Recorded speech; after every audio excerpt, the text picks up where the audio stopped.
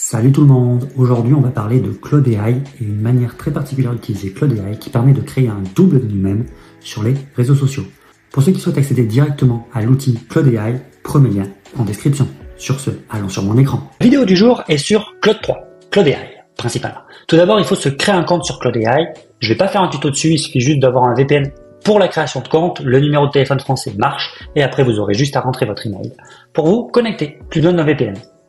On va se retrouver tout de suite sur l'interface de Chatbot Arena où je vais vous expliquer pourquoi je pense que Claude 3 est la meilleure IA pour créer un double de nous-mêmes en version numérique.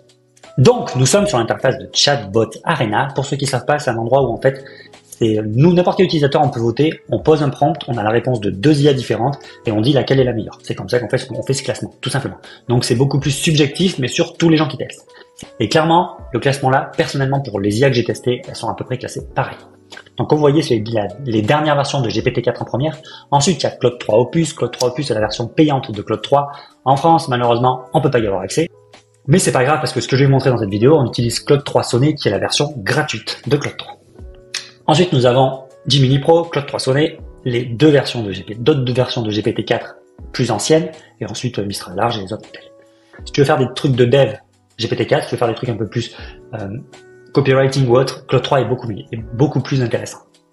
Tout de suite, on va aller sur mon interface LinkedIn parce qu'on va demander à Claude 3 de copier mes posts LinkedIn. Nous voici sur l'interface de mon LinkedIn. Si vous voulez vous abonner, il n'y a pas de souci. C'est mon nom, comme vous voyez. Je me ferai un plaisir de vous accepter et qu'on discute ensemble sur LinkedIn. Je poste principalement sur BI, des outils no-code, de la productivité. En fait, ce qu'il suffit de faire pour pouvoir récupérer tous nos posts LinkedIn pour les placer à Claude 3, il faut aller sur cette interface-là qui est dans... On va sur notre utilisateur. Je vais le faire devant vous. On descrolle un peu, on va dans mes posts, afficher tous mes posts, et là on affiche tous nos posts. Il faut surtout faire voir plus sur tous les posts qui ont été un peu repliés. Donc je vous retrouve juste après, je vais remonter d'environ 2-3 mois sur tous mes posts. Donc voilà, je suis remonté 2 mois en arrière, j'ai bien fait voir plus à tous les posts. Là je le fais pas, on va le faire. Et une fois que tout ça c'est fait, on peut récupérer tout le texte de tous ces posts tout simplement en faisant clic droit, imprimer, et on sauvegarde en format PDF. Tout simplement, et on sauvegarde sur notre ordinateur. Je vais pas le faire parce que j'ai déjà fait, mais par contre, on va maintenant se retrouver sur l'interface de Claude 3 pour vous montrer comment faire pour faire en sorte qu'il copie notre style d'écriture et crée un double de nous numérique sur les réseaux. Une petite minute, j'espère que cette vidéo te plaît et qu'elle t'aide à créer ton propre double de toi-même pour les réseaux sociaux grâce à Claude 3. Si tu souhaites aller un peu plus loin et avoir une liste d'outils IA utiles et pratiques au quotidien, premier lien en description. Sur ce, retour à la vidéo. Donc nous voici sur l'interface de Claude 3. Comme vous voyez là, on a quelques exemples de prompts qu'on peut lui passer. Là, c'est notre historique de prompt. Et là, on peut lui écrire notre nouveau prompt. On peut lui passer des PDF ou des images en paramètres. Ils ne doivent pas dépasser 5 mégas. Et ça, c'est disponible dès la version gratuite. Là où pour ChatGPT, c'est que dans la version payante. Une fois qu'on lui a passé le fichier, il met un peu de temps à mouliner. Il le colle. Et on lui met ce prompt-là qui lui dit, prends ces datas. C'est comment moi je parle sur Twitter/LinkedIn. Vous pouvez lui mettre que LinkedIn ou Twitter en fonction de ce que vous faites. Ça marche principalement sur Twitter, LinkedIn, post Facebook, mais plus personne sur Facebook. Les emails, pour ceux qui écrivent des newsletters ou autres, enfin, tout le contenu texte que vous faites, vous pouvez lui passer et le faire entrer dessus. Ou si vous écrivez des articles de blog, ou vos scripts de vidéos YouTube, ça marche aussi. C'est basiquement du fine-tuning de ces instructions-là, et ensuite tu attends ma question. Donc il fait ça, on va voir sa réponse. J'adore l'animation de Claude avec la petite étoile, franchement je trouve ça trop beau. J'adore, je suis fan. Pour info, Claude AI, je le dis, n'a pas d'application mobile, mais on peut installer le site web sur notre device et ça fait comme une application mobile tout simplement, et ça marche très très bien.